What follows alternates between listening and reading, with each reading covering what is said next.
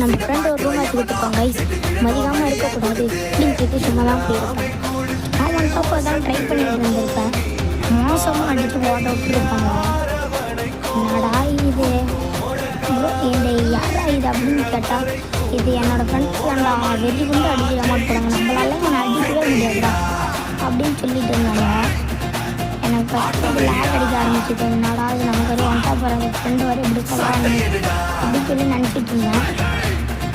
நம்ம ஃப்ரெண்டு மேலே கையை வச்சா யாராக இருந்தாலும் அடி தாண்டா அப்படின்னு சொல்லி நிர்ணயிக்கலான்னு சொல்லி முடிஞ்ச அளவுக்கு போராட வந்தால் அது நம்ம ஃப்ரெண்டு 2 பேர்த்தையும் வெற்றிகரமாக முடிச்சு விட்ருக்கோம். எப்படி இருக்குன்னு மறக்காமல் பாருங்கள்.